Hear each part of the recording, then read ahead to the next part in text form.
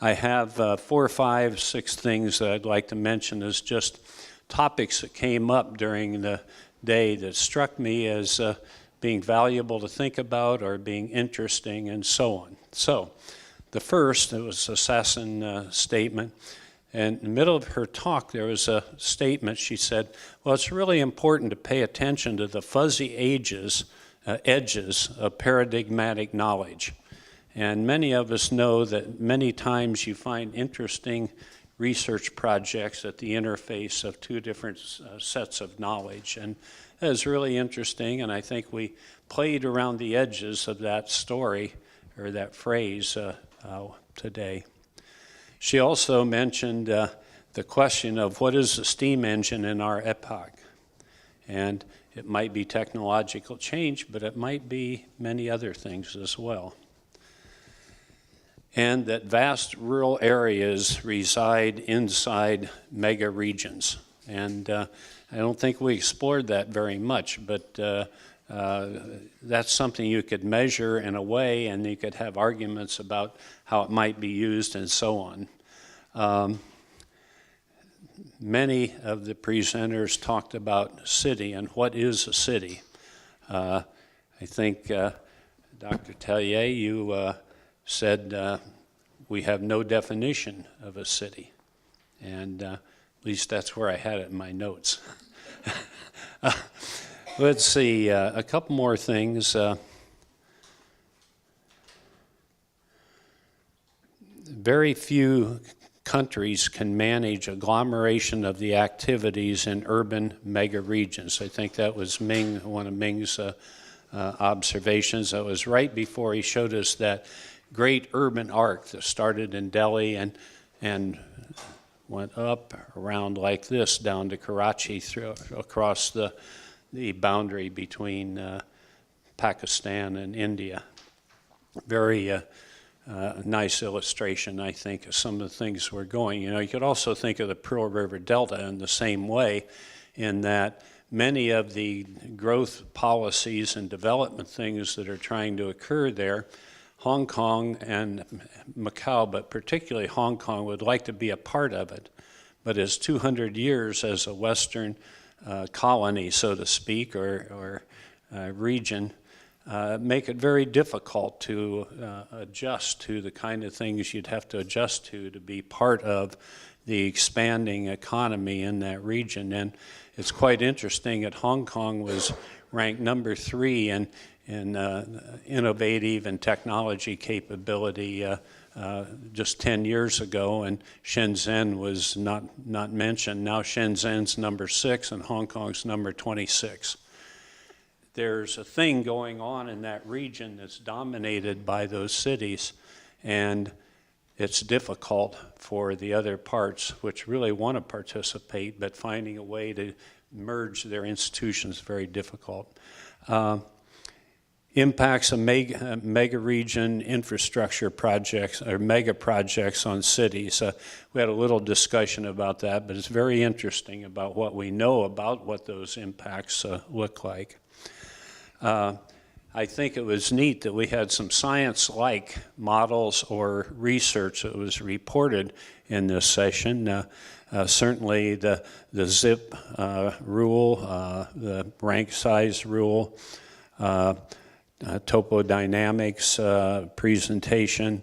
That's part of the story that we're trying to develop here, has those elements in its history, and they'll be important going forward.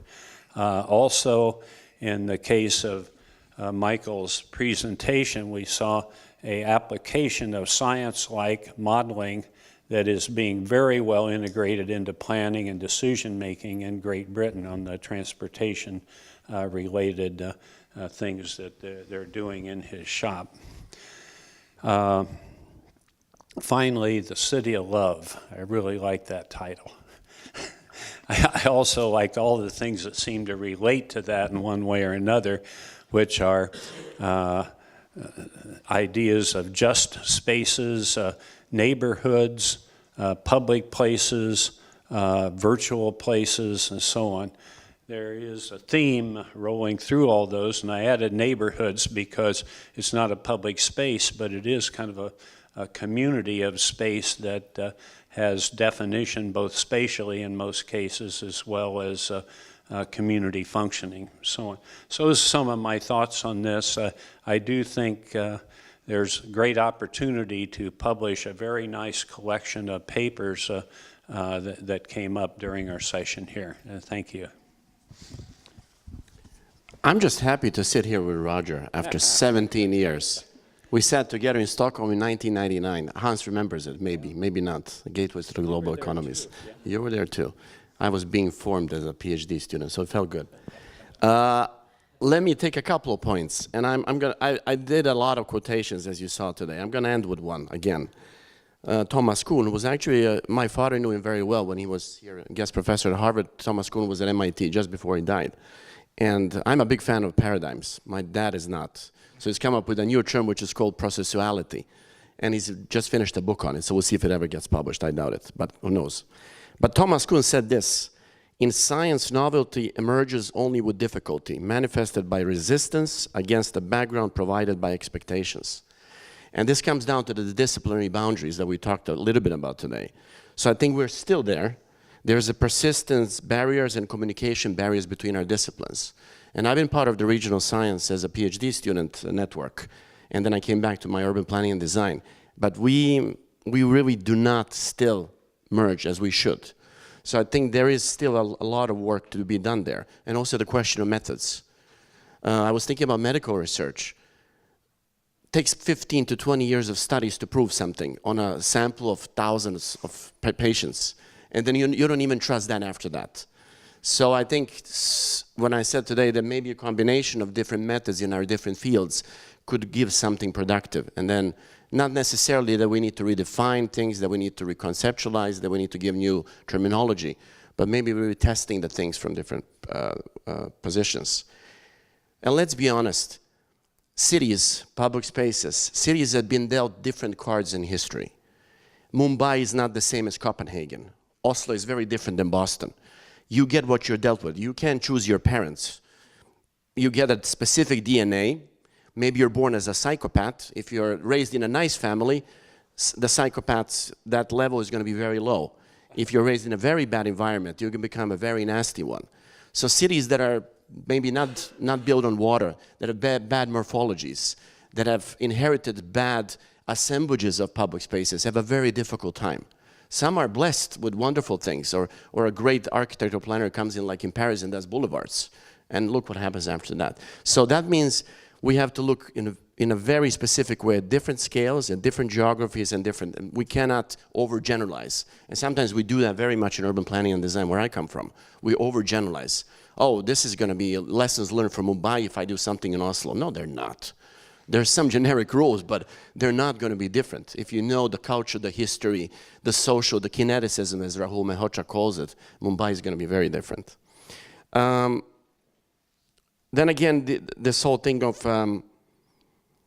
very much is influenced by urban cultures, urban economics, realities on the ground, politics. Sometimes we over-romanticize things. Oh, this is just going to be great. We show a chair bombing picture with a few hippie artists and say, well, this is what it's going to be. But the reality is much, much different. There's different forces at play. So that's why we need urban economists. That's why we need real estate developers, political scientists at the table. And then maybe I remember the new urbanism movement that came out in the 80s. I've been a very loyal part of that, but I've been also critical. One great thing with that one was people came from different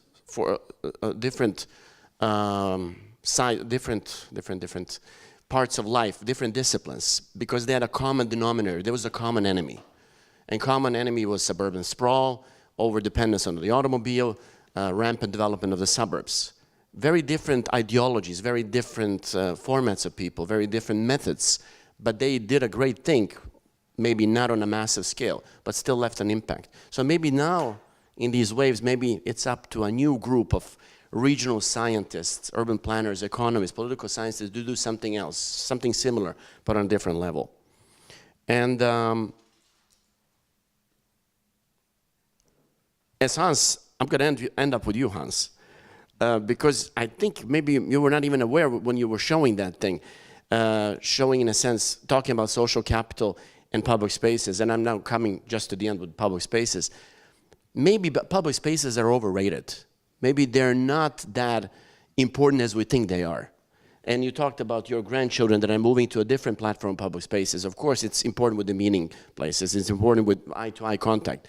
But we do meet in different forums. And I think, Eddie, you mentioned, we sometimes just pass from A to B. Life is a lot A to B, especially in the mornings. If you've seen the great movie, Leo DiCaprio's Not Before the Flood, I think that was weaker in comparison to the 11th Hour. This consumption society, every morning our life patterns are more or less the same. So we are always passing through life, and then we wake up, damn, it's too late now, I can't really do anything because I can't even find the toilet anymore. So in that sense, maybe what you showed tells a deeper story than it is. So who knows? So I'll end it with that. A lot of open questions, but I'm very happy that I've been here. And again, that I've been here with Roger after 17 years. One final comment.